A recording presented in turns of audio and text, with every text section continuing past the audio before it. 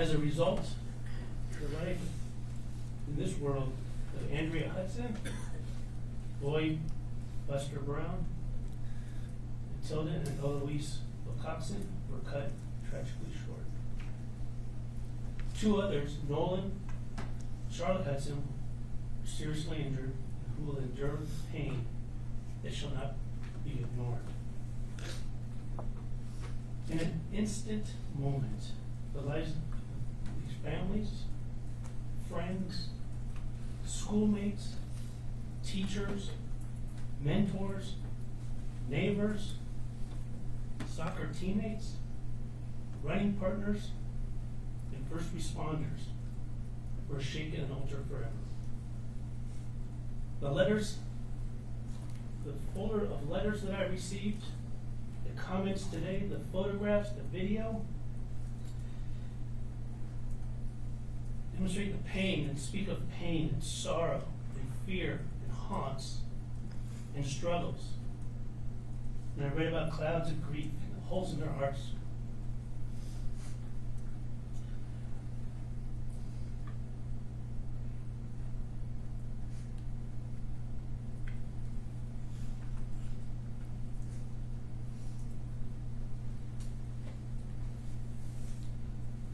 It is my job and task with imposing a fair and just sentence, and I'll try my best to accomplish that.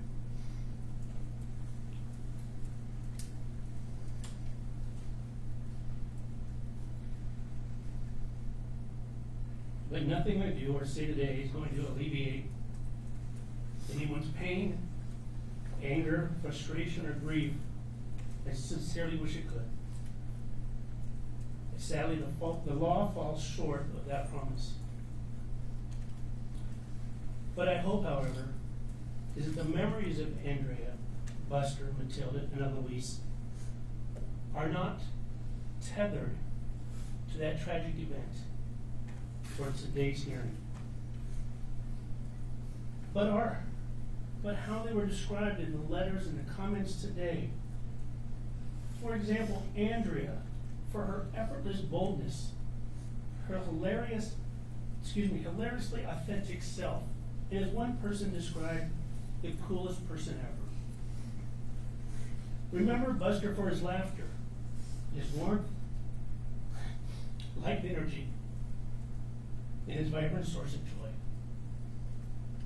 Someone else described, and please remember Matilda for her kindness, her sweetness, and her joyful disposition. And Eloise for what someone described as her spunky and good-natured curiosity. And remember to check in on the well-being of Nolan and Charlotte. It will help. I've never met these individuals, but through the letters, the photographs, and the comments today, I got to know them. Chase Jones, I got to know a little bit about you as well. From many that loved you, this is what I learned. I learned that you are thoughtful, that you're respectful, that you're caring. I learned about your difficulties and obstacles at various times through your life, and how you face them with grace, self-motivation, and a desire, so I describe it as a desire toward self-improvement. I read the letters, and I observed you today, and I do believe that you're genuinely remorseful for this tragedy. We are not defined by our worst moments, but rather how we respond to those moments. And from what I've been told, Mr. Jones, you have the extraordinary potential and drive to the best version of yourself. And not only learn from this tragic event, but teach and hopefully serve others as well. My advice to you, sir, is I sincerely hope those goals and promises can come to fruition not by words, but by your actions. If anybody leaves this courtroom with a dry eye, including me, having a rope does not make me stoic or lose my humanity. This is tough. It's tough for everybody in this courtroom, everybody.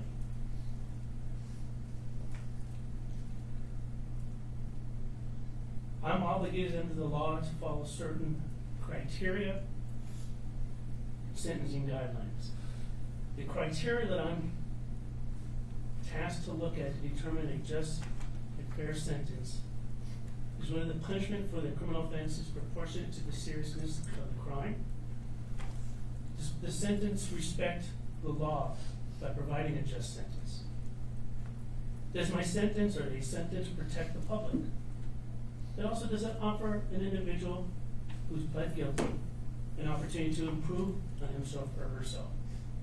And does it reduce the risk of reoffending by protecting the community?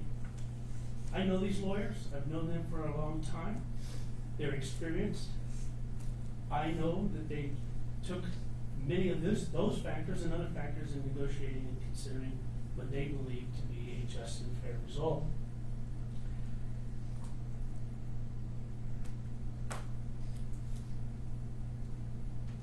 I am going to follow the agreed recommendation and impose the following.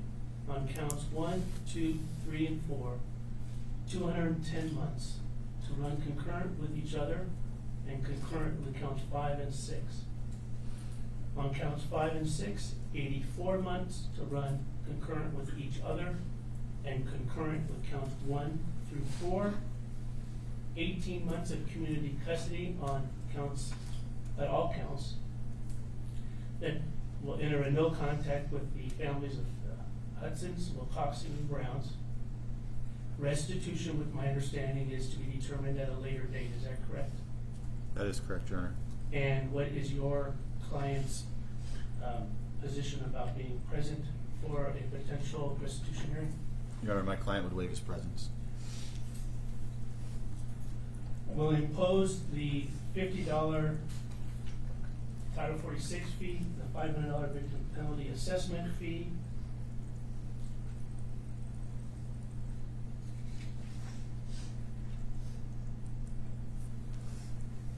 the conditions of no moving violations, that you do not drive a motor vehicle without a valid license and proof of insurance, that you do not drive a motor vehicle without a functioning intelligent speed assistance device, active mode, and that you complete level 2 driving program. Is there anything else that the state believes that I may have missed or need clarification? No, I don't believe so, Your Honor.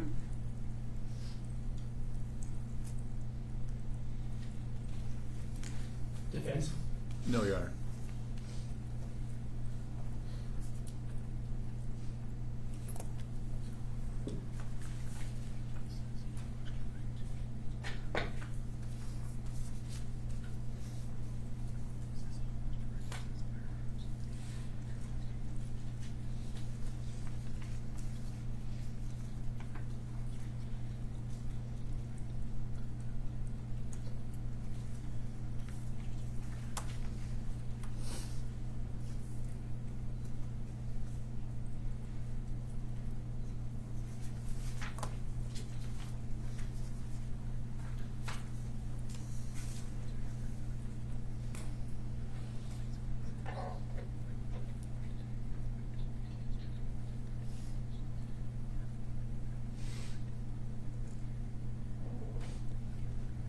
Just want to clarify, Your Honor, is waiving the court costs. We did not ask for those. I'm sorry? Waiving the court I costs. am waiving the court Okay. costs.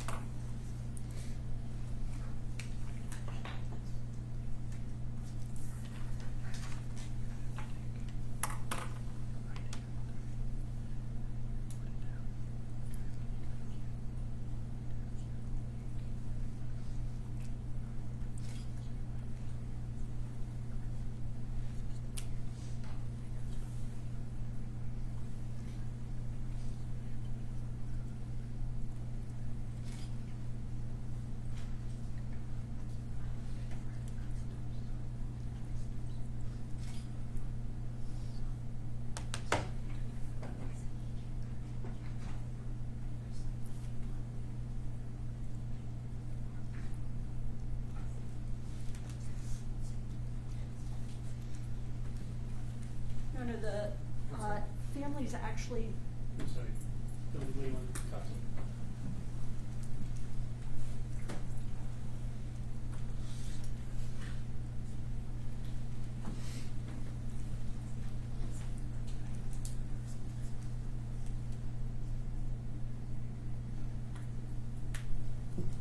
families would wish to have you not order a no contact order. They are open to Mr. Jones Some contacting sort of them. justice?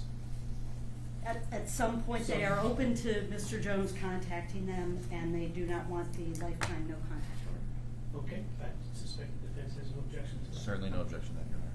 I will not order, and that's for all three families? It's all three families, and if at some point there's some issue, we can always come Of before the course, court. of course.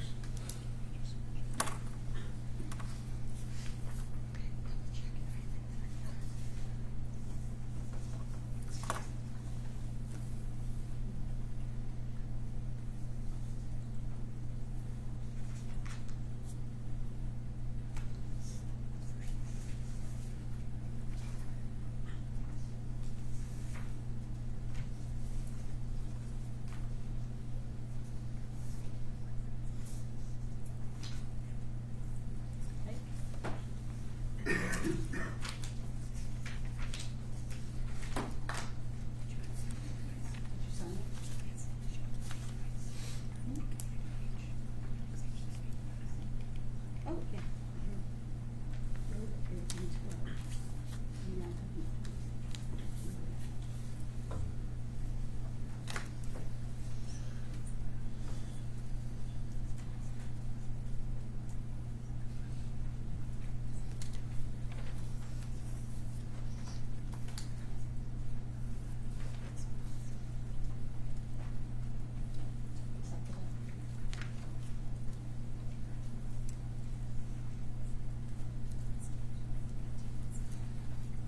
Yeah, thumbs up.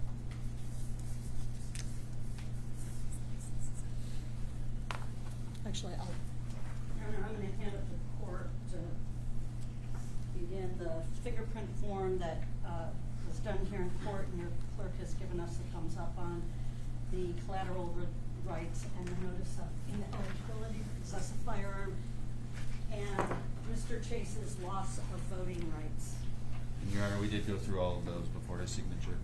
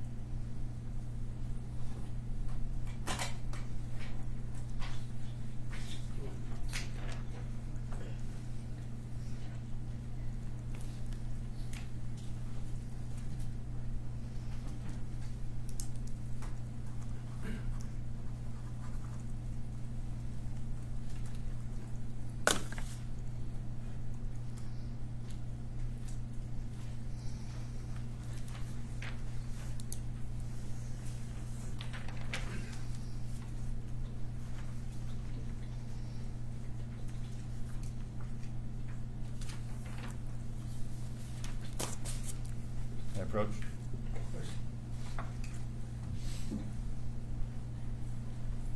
Your Honor, I'm heading forward the judgment and sentence. It appears to comport with Your Honor's oral ruling.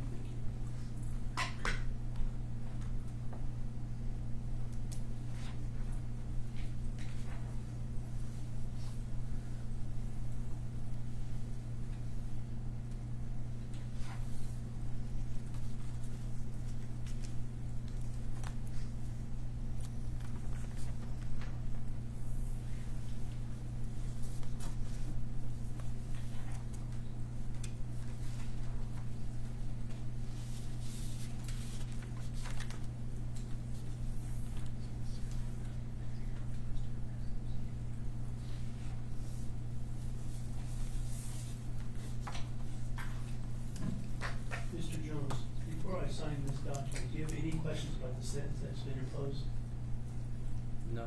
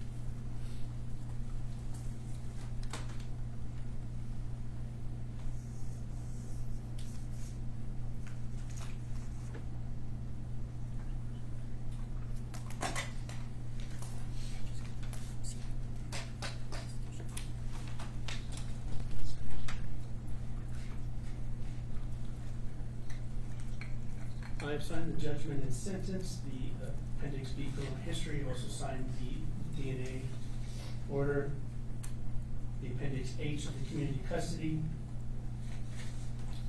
the notice of ineligibility to possess a firearm, loss of right to vote, and the fingerprint form. Anything else from the state?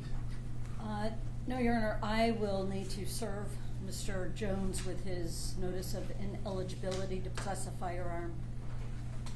Mr. Jones, you cannot be near a firearm. Washington law interprets that very broadly. Don't be in a house, don't be in a car, don't be near a firearm until a court actually signs an order and allows you to possess a firearm.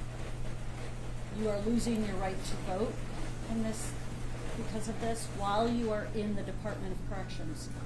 As soon as you are released from the Department of Corrections, you can register to vote and use that right, even when you're on community custody. It's just while you are in the Department of Corrections. And if that law changes, you'll know about it in the Department of Corrections. And I'm serving you with that notice. Receipt acknowledged, Your Honor. Anything else from the state? No, Your Honor. Anything from the defense? No, Your Honor, thank you. That concludes this matter. Best of luck to everyone. Thank you, Your Honor.